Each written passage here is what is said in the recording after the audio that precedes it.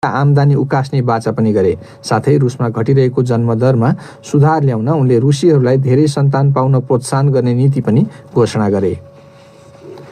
भारतीय अधिकारीहरूले महाराष्ट्र राज्यको एउटा अस्पतालमा अक्सिजन ट्याङ्कर चुहिँदा 20 जनाभन्दा धेरै मानिसको ज्यान गएको घटनाको अनुसन्धान गरिने बताएका छन्। ट्याङ्करबाट सेतो धुवाँ उडेका दृश्य सामाजिक सञ्जालमा फैलिएको थियो। कोभिड बिरामीहरूको उपचारमा केन्द्रित नासिकको अस्पतालमा उक्त घटनाका कारण गम्भीर बिरामीहरूलाई दिइएको अक्सिजनको बहाव अवरुद्ध हुन पुगेकाले उनीहरूको ज्यान गएको हुन सक्ने सरकारी अधिकारीहरूले बताएका छन्। भारतमा रेकर्ड स्तरमा सङ्क्रमण वृद्धि भइरहेको छ। कैयन राज्यहरूमा स्वास्थ्य उपचार प्रणालीले थेग्न नसकेको देखिएको छ। बीबीसीकी दक्षिण एसिया सम्पादक जिल मगिबरिङ भन्छन्, Hospitals in the worst affected states, including Maharashtra. धेरै प्रभावित महाराष्ट्र तथा दिल्लीमा अस्पतालहरूमा अक्सिजनको आपूर्ति निकै खतराको स्तरमा घटेको विवरण आएका छन्। कन्टेनरहरूको लुटपाट भएको छ। बीबीसीकी दक्षिण एसिया सम्पादक जिल मगिबरिङको भनाइ। तपाईँ बीबीसी नेपाली सेवा सुनिरहनु भएको छ। अमेरिकामा पूर्व प्रहरी अधिकृत डेरेक सोबिनलाई एक निशस्त्र अश्वेत पुरुष जर्ज फ्लोइडको हत्यामा अदालतले दोषी ठहर गरेपछि त्यहाँ जातीय सम्बन्धका प्रश्न फेरि टड्कारो बनेको छ। उक्त फैसलालाई राष्ट्रपति बाइडेनले स्वागत गर्दै सबै अमेरिकीहरूलाई प्रणालीगत जातीयवाद विरुद्ध एकताबद्ध हुन आह्वान गरेका छन्।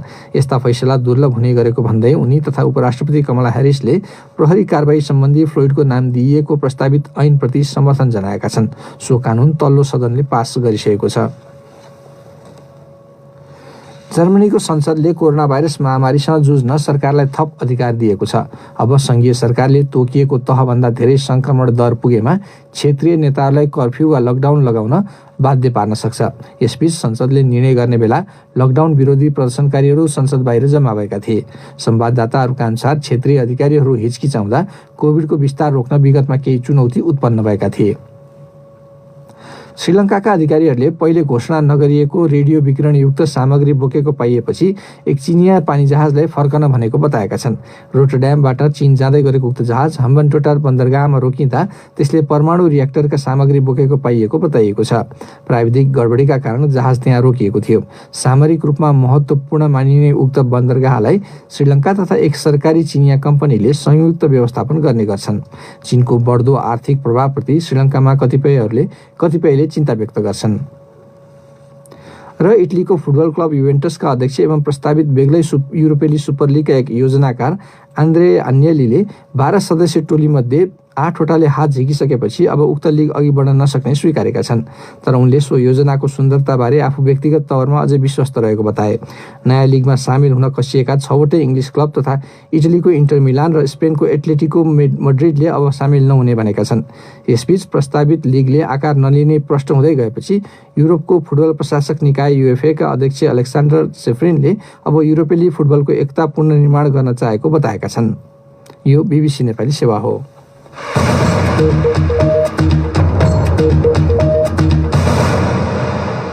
साँझ पखमा पुनः स्वागत छ। नेपालमा हरेक 4 दिनमा कोरोना भाइरस संक्रमितको संख्या दोब्बर भइरहेको स्वास्थ्य तथा जनसङ्ख्या मन्त्रालयका प्रवक्ताले बताएका छन्। प्रवक्ता डाक्टर जागेश्वर गौतमले कोभिड बिरामीहरूको संख्या उपलब्ध संरचनाले धान्न नसक्ने गरी बढ्ने सङ्केत प्राप्त भएको बताए। यसबीच नेपालमा पछिल्लो 24 घण्टामा झन्डै 2350 कोरोना भाइरस संक्रमित थपिएको र 6 जनाको कोभिड जोडिएका रोगका कारण मृत्यु भएको सरकारी तथ्याङ्क छ। थप विवरण सुनौ। आजको नियमित प्रेस ब्रिफिङमा बोलेका स्वास्थ्य तथा जनसङ्ख्या मन्त्रालयका प्रवक्ताले संक्रमणको बढ्दो क्रमसँग जुझ्न व्यक्तिगत र पारिवारिक तहबाट जिम्मेवार हुन जरुरी रहेको बताए। संक्रमितको वृद्धि दरको पछिल्लो अवस्थाबारे प्रवक्ता डाक्टर जागेश्वर गौतम, हरेक 4 दिनमा संक्रमण डबल भइरहेको छ र हाम्रा संरचनाहरूले धान्नै नसक्ने गरी बिरामीहरूको संख्या बढ्ने सङ्केत प्राप्त भएको छ। आज थपिएका कुल संक्रमित मध्ये 1051 जना काठमाडौँ उपत्यकाभित्रका रहेको सरकारी विवरण छ। गत वर्ष भारतमा संक्रमण उच्च बिन्दुमा पुगेको 1 महिनापछि नेपालमा पनि संक्रमण उच्च बिन्दुमा पुगेको मन्त्रालयले जनाएको छ। यसपालि पनि त्यस्तै अवस्था आउने देखिएको अधिकारीहरूले बताएका छन्।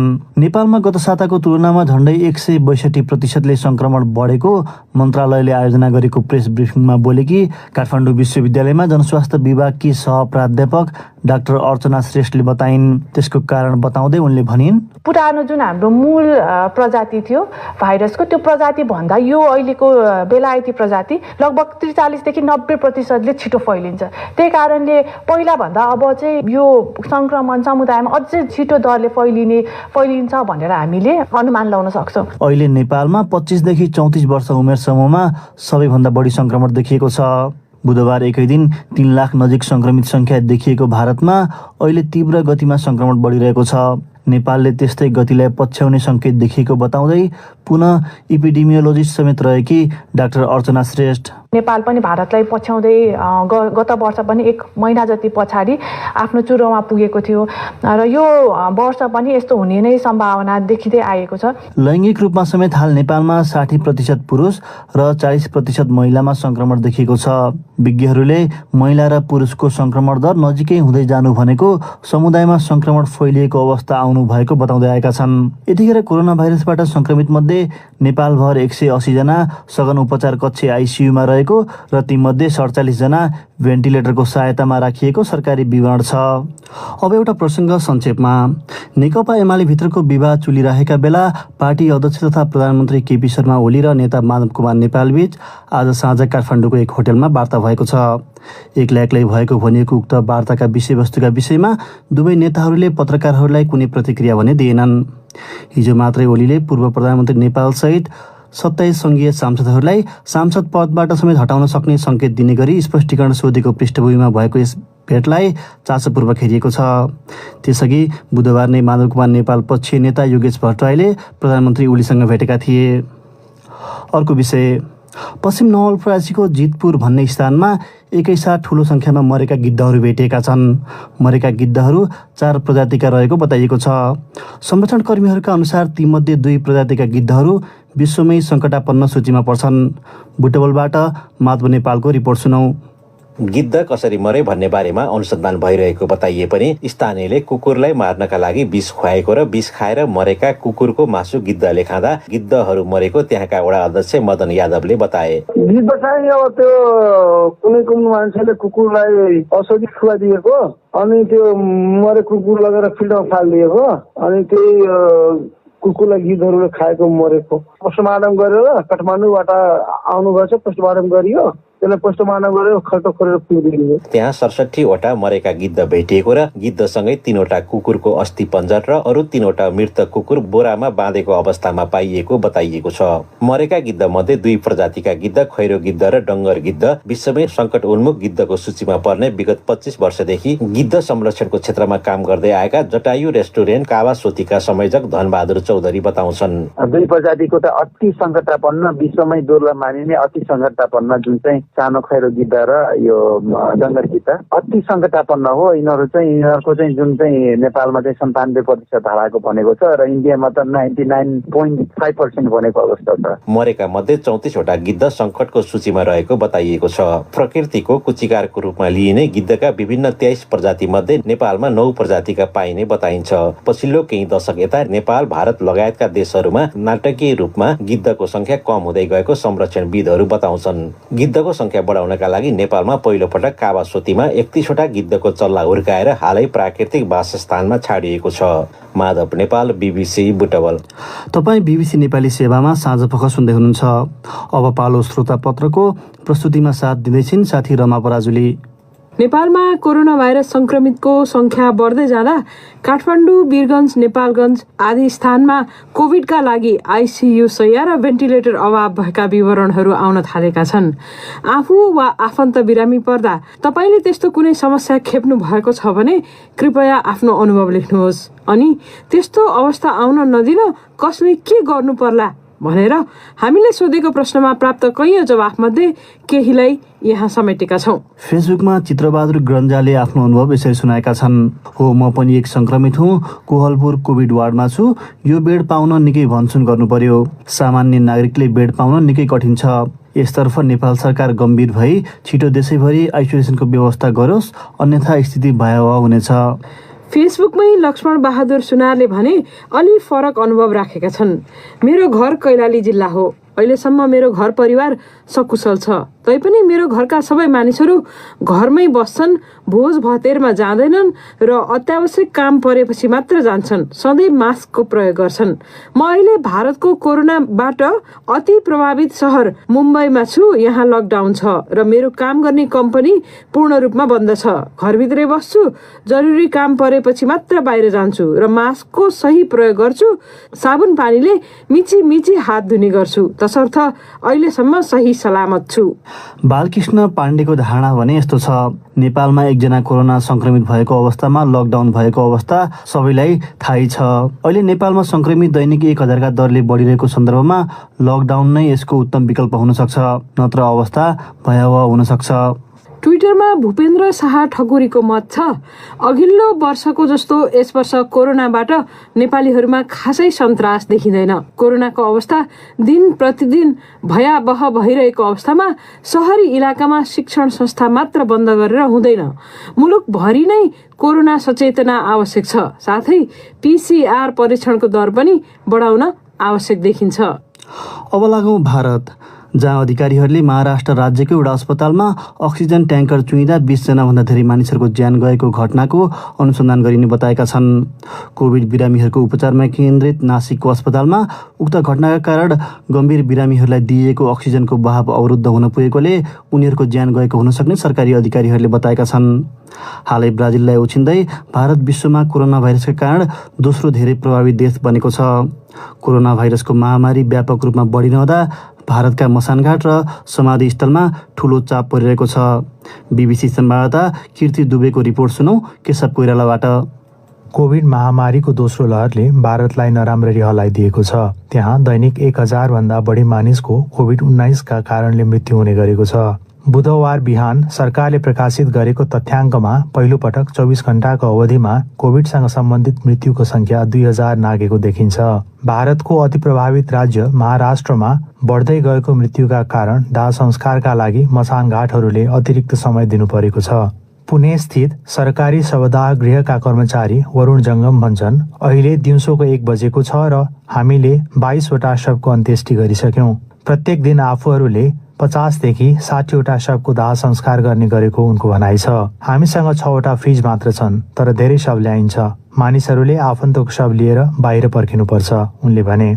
वरुणका अनुसार उनको कामको जिम्मेदारी 8 घण्टा मात्रै हो, तर कामको बोझ निकै बढेको छ। त्यसैले उनी तोकिएको समय सकिएपछि कैयौं घण्टा अतिरिक्त समय काम गर्छन्। उनी दाह संस्कार प्रक्रियामा संलग्न हुन भनेर PPE दिइएका थोरै कर्मचारीहरूमध्ये एक हुन्। संक्रमण फैलिँदै गएको गुजरात जस्ता राज्यमा सरकारद्वारा सञ्चालित शवदाह गृहमा काम गर्ने मानिसहरू मास्क वा पन्जा नलगाएरै कोभिड पीडितको दाह संस्कार गर्न बाध्य छन्। कर्मचारीहरूले बीबीसीलाई बताए अनुसार एम्बुलेन्समा यात्रा गरेका बेला उनीहरूले अस्पतालहरूबाट कहिलेकाहीँ पन्जा पाउँछन्, अन्यथा उनीहरूसँग सुरक्षा सामग्री हुँदैन। समाचार संस्था रोइटर्सले कैयौं प्रमुख शहरमा कोभिडको आधिकारिक मृत्यु तथ्याङ्कभन्दा मसानघाट र समाधिस्थलमा निकै बढी संख्यामा शव पुग्ने गरेको उल्लेख गरेको छ। पश्चिमी राज्य गुजरात स्थित एउटा शवदाह गृहमा लगातार ग्यास र काठ बालेर शव जलाउनु पर्दा त्यहाँको धातुको भाग पग्लिन थालेको छ। तर शवदाह गृहका कर्मचारीहरूले मात्र पीडा भोग्नु परेको होइन। बिरामीका परिवारका सदस्यहरूले पनि आफ्ना प्रियजनको निम्ति शय्या खोज्दै एउटा अस्पतालबाट अर्कोमा दौडिँदै तिनको मृत्यु भएपछि अन्तिम संस्कारका लागि लामो समय पर्खनुपर्ने अवस्था छ। केही अस्पतालहरूले देशमा शवदाह गृहहरूमा चाप बढेकाले शव दिन ढिलाइ गर्ने गरेको बताइएको छ। केशव कोइराला। तपाईँ बीबीसी नेपाली सेवामा साँझपख सुन्दै हुनुहुन्छ। रेडियोका अतिरिक्त तपाईँ bbcnepali.com मा गएर हाम्रा डिजिटल सामग्रीहरू हेर्न र पढ्न सक्नुहुनेछ। हामी सामाजिक सञ्जाल फेसबुक र ट्विटरमा समेत उपलब्ध छौँ। आज बुधबार, अब सुनौ साप्ताहिक नेपाल सन्दर्भ।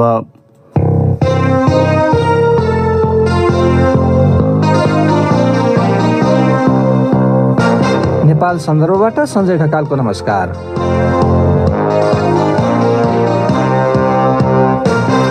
विश्वव्यापी कोरोना भाइरस महामारीले जनस्वास्थ्य, जनजीविकाका साथै शिक्षामा पनि गम्भीर प्रभाव पारिरहेको छ। कोरोनाको दोस्रो लहरको त्रासमा यसै हप्ता सरकारले धेरै प्रभावित जिल्लाहरूमा भौतिक उपस्थिति सहितको पठन पाठन बन्द गराउन भनेको छ। गत वर्ष लामो समयसम्म स्कुलहरू खुलेनन्। सहर बजारमा धेरैले अनलाइन कक्षा सञ्चालन गरे। महामारी अझै साम्य हुने छाटकाँट छैन।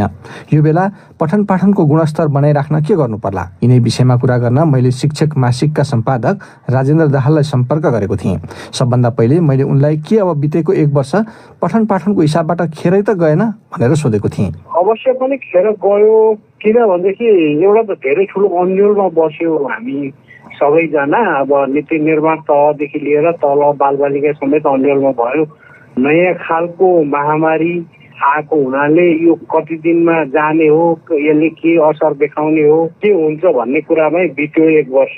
त्यसकारणले त्यो हेर्दा हेर्दै बाटो कुर्दै नै शिक्षा क्षेत्र, विद्यालय, कलेजहरू सबै अस्तव्यस्त नै भएर पढाइमा ठुलो असर परेकै छ त्यसमा चाहिँ। र अहिले फेरि यो दोस्रो लहर जुन पैदा भएको छ यसले पोहोरकै जस्तो स्थिति दोहोऱ्याउने हो कि भन्ने चिन्ता पनि अहिले पैदा भइरहेको छ। त्यो जुन खेर गएको स्थिति छ त्यसलाई कसरी पुर्ताल गर्न सकिन्छ अथवा त्यो पुर्ताल हुनै सक्दैन? कतिपय कुराहरू त समय बितेर जाँदाखेरिको कुराहरू पुर्ताल नहुन पनि सक्छन्, किनभनेदेखि अब बितेको उमेर फिर्ता ल्याउन सकिँदैन। बालबालिकाले जुन उमेरमा जे कुरा सिक्नुपर्ने थियो अब अर्को उमेरमा जाँदा त उनीहरूले नयाँ कुरा सिक्नुपर्छ। त्यस हिसाबमा त त्यो पूर्ति नहुनु पनि सक्छ। तर अर्को हिसाबबाट जाँदाखेरि अब पर्याप्त मात्रामा महामारीको बारेमा हामीलाई जानकारी भइसक्यो। यो तुरुन्तै संसारबाट बिदा हुनेवाला छैन। त्यसकारणले हामीले यो सँगसँगै बाँचेर अनि आफ्नो अरू कामहरू पनि अगाडि बढाउनु पर्छ भन्ने पाठ सिक्ने समय भइसक्यो। तर हाम्रो एउटा त्रुटि के भइराखेको छ अहिले पनि भने शिक्षामा गम्भीरतापूर्वक शिक्षा क्षेत्रका विशेषता, शिक्षाका समस्यालाई चिन्तन गरेर त्यसलाई एउटा निश्चित निकास पहिलाएर बाटो दिने नेतृत्व यो क्षेत्रले पाउन सकेको छैन। अहिले पढाइ भनेको, शिक्षा भनेको के भइदियो भने त्यो स्कुलले, कलेजले तिनका कक्षा कोठा मार्फत आपूर्ति गर्ने चिज हो। त्यो विद्यार्थीले आफैले सृजना गर्ने, आफैले प्राप्त गर्ने, अभिभावकले मद्दत गरेर पनि उनीहरूलाई पढ्न प्रेरित गर्ने, त्यो कुरातिर कसैको पनि ध्यान जान सकेन। हामीले यो प्याराडाइम नै सिफ्ट गरेर सिक्ने, सिकाउने कुरामा जोड गर्नुपर्ने, आफै पढ्ने, आफै सिक्ने, जान्ने कुरामा जोड गरिदिनु पर्ने हो। त्यसो गर्ने हो भने हाम्रो समाज त्यति धेरै अनौठो कुरा होइन नि। धेरै मान्छेहरू त अहिले पनि हाम्रै समाजमा का अगुवाहरू थुप्रै छन् राजनीतिक क्षेत्रमा अथवा अरू क्षेत्रमा, जो घरमै पढेको विद्याको भरमा चाहिँ ज्ञानी भएका छन्, सफल भएका छन् नि त। त्यसैले पढाइलाई ठप्पै पार्नुपर्ने, महामारी रोक्ने पर्ने कुरो होइन। कोरोनाले, लकडाउनले त के हुन्छ भने कक्षा कोठालाई डिस्टर्ब गर्छ। शिक्षकले व्याख्यान दिने कुरा विद्यार्थी जम्मा गरेर त्यसलाई डिस्टर्ब गर्छ। तर किताब पढ्नलाई अनि घरमै आफ्नै कुराहरू सिक्नलाई, आफू सुरक्षित रहेर सिक्नको लागि त यो लकडाउन अथवा कोरोना महामारीले पनि के असर पार्ने होइन। त यो दृष्टिकोणबाट लाई अगाडि ल्याइदिएर अनि यस किसिमको सोचाइ ल है पढिराख्नुहोस्, स्कुल जान मिल्दैन, कलेज जान मिल्दैन, तर सिकिराख्नुहोस्, किताब पढ्नलाई केही बाधा छैन भन्ने किसिमले लानु एउटा पर्ने थियो। र अर्को पाटो चाहिँ त्यस्तो खालको ज्ञान, त्यो हेराइलाई नै बदलिदिनु पर्ने। अहिले त दुर्भाग्य के भएको छ पछिल्लो स्थिति त भनेदेखि डेरीले चाहिँ दुध सप्लाई गर्छ, खानेपानीले खानेपानी धारामा सप्लाई गर्छ, विद्युत प्राधिकरणले बिजुली सप्लाई गरे जस्तै स्कुल कलेजले ज्ञान सप्लाई गर्ने भन्ने खालको बुझाइ भयो क्या हाम्रो। भनेपछि त यहाँनिर त अभिभावकहरूको पनि ठुलो भूमिका रहन्छ। त्यसो उसो भए आफ्नो घर घरमा सिकाउन त अभिभावकले पनि सक्छन्। अभिभावकले पनि सक्छन् र कयौँ अभिभावक, सचेत अभिभावकले त त्यो काम गरि पनि राखेका छन्। र हिजोका दिनमा त धेरै जसो हाम्रो पुस्ताकै थुप्रै मान्छेहरू अभिभावकले नै सिकाएर जान्ने भएर पछि गयो होला। स्कुल भर्ना हुने जाँदाखेरि त 5 क्लास, 7 क्लास, 8 क्लास, एकैचोटि 9 क्लासमा पनि भर्ना हुन जान्थे नि त। ठिक छ, अभिभावक जम्मै पढाउन सक्दैन थियो होला, तर पढ्ने वातावरण त उनीहरूले बनाइदिन्थे नि त। तर मैले फेरि पनि दुर्भाग्यको कुरा के भने एउटा गतिलो शिक्षाको बारेमा चिन्तन गर्ने, शिक्षालाई महत्त्व दिने राजनीतिक तहको नेतृत्व नै शिक्षा क्षेत्रले पाइराखेका छैन। शिक्षा मन्त्रीकै कुरा गर्नुहोस्, प्रधानमन्त्रीकै कुरा गर्नुहोस्, अरू क्षेत्रमा उहाँहरूले जति महत्त्व दिएको देखिन्छ शिक्षालाई पटक्कै महत्त्व दिएको देखिँदैन। त्यसकारणले शिक्षा क्षेत्र एकदमै अस्तव्यस्त छ र यसलाई चाहिँ एक थरीले कमाउने माध्यमको रूपमा, उद्यमको रूपमा लिएका छन्, कमाइराखेका छन्। अर्को थरीले स्कुल पठाउनुपर्छ, गर्नुपर्छ भन्दै यो त्यस किसिमको मात्रै गर्छ। सिक्ने सिकाउने कुरालाई र यो वैकल्पिक विधिहरू जुन ज्ञानका वैकल्पिक स्रोतहरू हुन्, वास्तविक स्रोतहरू हुन्, त्यतातिर वास्तै भइरहेको छैन। अब वैकल्पिकै कुरा गर्दाखेरि यसपालि आधुनिक यसो के भन्दा मूलधार भनेको त कक्षा कोठा नै हो, बेन्चमा गएर बस्ने हो, शिक्षकले लेक्चर दिने नै हो भने त्यतातिर लग्यौँ नि त हामीले चाहिँ। अनि घुरेर त अलिकति खुकुल हुने बित्तिकै स्कुल कलेज खोलिहाल्यौँ हामीले, यतातिर ज्ञानतिर लगेनौँ। र त्यसमा अब यो व्यापारको पाटोले पनि प्रशस्त काम गरेको छ। अब कतिपय मान्छेहरूका विवशताहरू छन्, कतिका अब प्रविधिमा पहुँच छैन होला, साधनमा पहुँच छैन, यस्तै कुराहरूलाई कारण बहाना बनाएर हामीले यो बडो महत्त्वपूर्ण र सुविधाको कुरालाई चाहिँ कम महत्त्व दिएका छौँ। तपाईँले पनि एउटा कुरा कोट्याउनु भयो पहुँचको। यो अनलाइन विधि अथवा वैकल्पिक विधिमा दुईटा खालका चिन्ता देखिन्छ। एउटा ग्रामीण परिवेशमा जहाँ पहुँच नहोला, अनलाइनका सुविधा नहोला, त्यहाँको एउटा चिन्ता छ भने अर्को सहर बजारमा पनि जहाँ पहुँच छ त्यहाँ पनि यो कतिको प्रभावकारी हुन्छ त। अब जस्तो अघि उल्लेख गर्नुभयो बीजगणितका अब जटिल खालका समीकरणहरू अनलाइन मार्फत बुझाउँदाखेरि कतिको बुझ्न सक्छन्, त्यो पनि त पाटो छ नि। अभिभावकहरूको चिन्ता त्यहाँ पनि पाइयो। पछिल्लो तपाईँको जो पाटो छ बुझाउनको लागि कति भन्ने कुरा, यो प्रविधिलाई हामीले सबैले आत्मसात गरिदिएर महत्त्व दिएर ल यो मूलधार हो, अब यसमा पाएसम्म अर्कोमा दुःख गर्नु पर्दैन। भोलिका दिनमा भौतिक कक्षाहरू सञ्चालन हुँदाखेरि पनि अनलाइनलाई चाहिँ घरमै बसेर पढ्न चाहनेलाई, टाढा बसेर पढ्न चाहनेलाई त्यो अनलाइन चाहिँ सधैँभरि अन भइरहेको छ भन्ने किसिमले राज्यले त्यो खालको नीति बनाइदियो, नेतृत्वले त्यो किसिमले चाहिँ अभिप्रेरित गरिदियो भनेदेखि मान्छेको लगाव त्यहाँ पैदा हुन थाल्छ। त्यस कारणले त्यो सिक्न नसकिने कुरै होइन। त्यो ढाँछल गरे यसलाई त अहिले त टोकनको रूपमा यसो समय बिताउनको लागि, उपायको रूपमा बच्चालाई भुल्याउनको लागि ल्याएको भन्ने पारेको हुनाले पो गम्भीरतापूर्वक नलिएको मान्छेहरू, सिरियस नभएको बालबच्चाहरू, त्यो नै एउटा महत्त्वपूर्ण र सबभन्दा किफायती माध्यम हो, प्रभावकारी माध्यम हो भनेर नीतिमै बनाएर लिएर गयौँ र हामीले आफ्नो स्वीकार गर्न थालेपछि त्यो स्थिति रहँदैन। एकातिर अर्कातिर जुन तपाईँले दोस्रो प्रश्न छ पहुँचको कुरा गर्नुभयो, अहिलेको स्थितिमा पहुँच ठुलो समस्या नै होइन। नेपाल राज्यको लागि ठुलो समस्या होइन। उसले चाहना राख्यो भने एउटा स्कुलको बिल्डिङ बनाउनुको सट्टा चाहिँ उसले त्यो क्षेत्रमा प्रविधि र त्यसका लागि चाहिने साधनहरू उपलब्ध गराउने कति एउटा बिल्डिङमा चाहिँ अहिले 4-5 करोड 5 करोड 10 करोड 20 करोड खर्च गरिराखेको छ राज्यले स्कुलका बिल्डिङ बनाउनलाई। त्यति पैसा चाहिँ भन्नुहोस् न इन्टरनेट उपलब्ध गराउनलाई गऱ्यो भने कति ढाक्छ त्यसले। हरेक बालबालिकाको हरेक मिनट हरेक क्षण महत्त्वपूर्ण छ, त्यसलाई खेर जानु हुँदैन। यो माध्यमबाट पढाउनु पर्छ, यो सुरक्षित छ, यो भरपर्दो छ, यो किफायती छ भनेर यसलाई आत्मसात गर्ने हो। शिक्षा मन्त्रालय जस्ता अथवा हाम्रा प्रधानमन्त्रीको लेभलबाट दिने हो र महत्त्व दिने हो भनेदेखि यो मूलधार बन्न सक्छ। नेपाल जस्तो भौगोलिक विकटता भएको र एकदमै छरिएको बस्ती भएको ठाउँमा अबका दिनमा यो प्रविधि त वरदानको रूपमा प्राप्त छ, यसलाई त्यसरी प्रयोग गर्न सक्न पर्छ भन्ने मेरो चाहिँ आफ्नो दृष्टिकोण छ। यो सम्पूर्ण बहसको केन्द्रबिन्दुमा शिक्षकहरू छन्। अब शिक्षकहरूले चाहिँ यो प्रविधि अथवा वैकल्पिक माध्यममा कतिको आत्मसात अहिले तत्कालै गरिसक्न सक्ला नि त? धेरै शिक्षकले सक्छन्। सबैलाई खाँचो के को परेको छ भनेदेखि विश्वास पैदा गरिदिनु पर्यो। सक्छन्, उनीहरू जान्दछन्, तर कसैले भन्नु पर्यो, कसैले उनीहरूमाथि कि तपाईँ सक्नुहुन्छ मास्टर, तपाईँले गर्नुहोस्, यो नजानेको कहाँ अड्किनु हो यहाँनिर हामी यसरी तपाईँलाई मद्दत गर्छौँ भनेर ढाप मारिदिएर सङ्कोच हटाइदिएर र विश्वास पैदा गरिदिनुहोस्, खासै ठुलो समस्या हुँदैन। अन्त्यमा यो बालबालिका विद्यार्थीहरूको मनोविज्ञानको बारेमा एउटा प्रश्न सोध्न चाहन्छु। जस्तो गएको 1 वर्षमा जस्तो खालका समस्या विद्यार्थीहरूले बेहोरे, कतिपयले परीक्षा पनि आन्तरिक मूल्याङ्कनको भरमा पास गर्नु पर्यो, एसई पनि। उनीहरूलाई भविष्यमा अब यो कोरोना ब्याच भनेर अरूले जिस्क्याउने खालका हेरेको भावले हेर्ने खालका यो समाजमा व्यवहारिक पक्षको कुरा गरेको मैले त्यस्तो पनि पाइन्छ।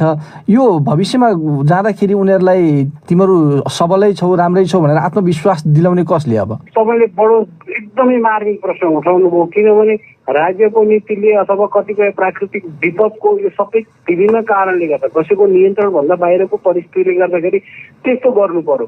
तर त्यो बालबालिकाको पनि त कुनै दोष छैन नि त्यसमा चाहिँ। जहाँ दिन त उनीहरू तयार थिए त्यस पाटोमा राष्ट्रिय तहमा नेतृत्व तहबाट नै लाई सम्बोधन गरिनु पर्ने हो। दोस्रो, उनीहरू रहन भुल्लोमा छन् अहिले पनि। हामीले त नदिआएको, उसले त यसरी जान दिएर आएको थियो भन्ने त्यो हटाउनको लागि त्यसपछिका फलोअप कार्यक्रमहरू पनि त ल्याउन सकिन्छ नि। उनीहरूलाई विभिन्न किसिमका प्रतिस्पर्धाहरू संलग्न हुन दिएर त्यसपछि उनीहरू त्यसबाट पार हुने अर्को तहमा त्यो विभिन्न किसिमका फलोअप कार्यक्रमहरू ल्याएर पनि त्यस्तो दिन सकिन्थ्यो। हस्, उनी थिए शिक्षक मासिकका सम्पादक राजेन्द्र दाहाल। आजको लागि नेपाल सन्दर्भ यति नै। र नेपाल सन्दर्भ प्रस्तुत गर्दै थिए साथी सञ्जय ढकाल। अब उनीबाट सुन्नुहोस् आजका प्रमुख विश्व समाचार संक्षेपमा। रुसका राष्ट्रपति भ्लादिमिर पुटिनले आफ्नो देशले तय गरेका लक्ष्मण रेखा नागेमा जुनसुकै देश विरुद्ध तत्काल र कडा रूपमा प्रस्तुत हुने चेतावनी दिएका छन्।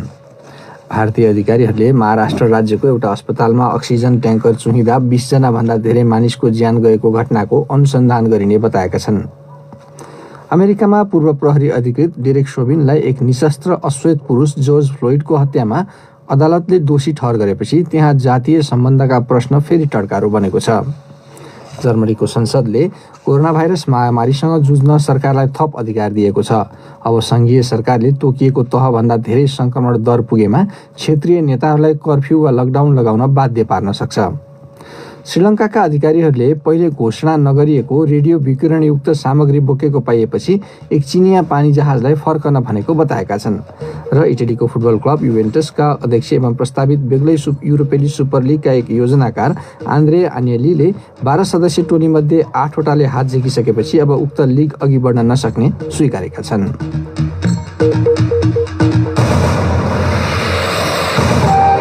हवस् त, यसका साथै BBC नेपाली सेवाको साँझ पख यहीँ सकिन्छ। भोलि बिहान 7:15 बजे बिहानी पख लिएर आउने नै छौँ। त्यस बेलासम्मका लागि हामी सबैलाई बिदा दिनुहोस्। नमस्कार।